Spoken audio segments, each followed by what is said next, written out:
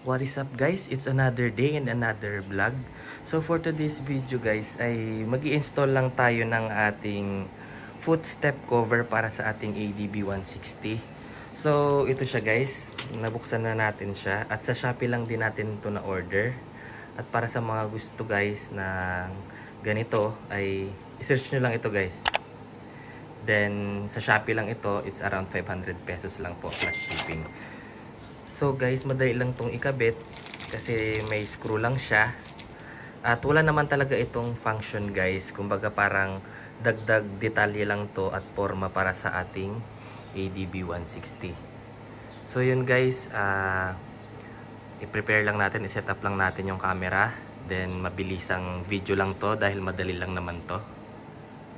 So start na natin i-install guys. Bali, unahin natin dito sa kaliwa. Bali ito guys, salpak lang natin ito. Then ito sa taas ay ipapatong lang din natin to at i-screw na lang natin. So madali lang siyang i-install at kailangan nyo lang ng screwdriver. So ako guys, wala akong screwdriver ngayon na medyo maayos-ayos. Ito na lang muna ang gagamitin natin.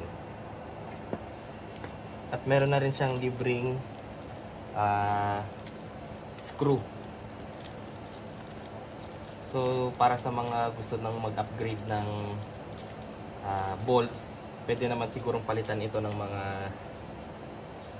mga gold bolts o kaya yung white bolts.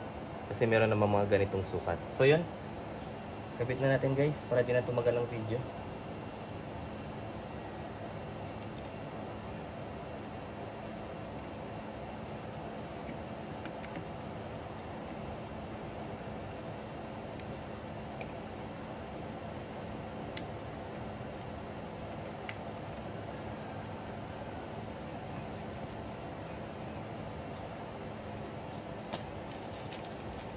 Kabit pa natin yung isa.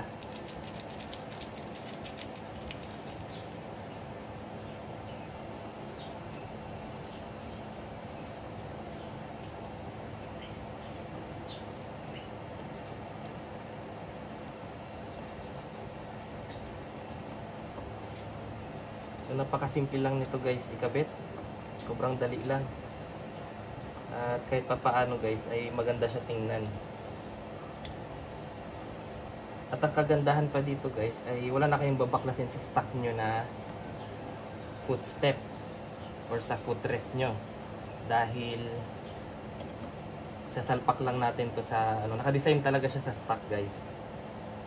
So pwede na siguro to. Hindi natin sobrang higpitan. So ito na guys, okay na. Maganda siya tingnan lalo na kapag hindi nyo ginagamit or mag-isa lang kayo guys. Nakaganyan lang siya.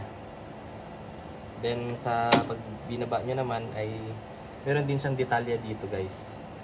So yan kung makikita nyo. So yun guys, maganda siya. Kahit pa paano ay dagdag forma rin siya. Lalo na kung yung ADB nyo ay puro itim yung mga accessories. Katulad sa akin guys, kung makikita nyo.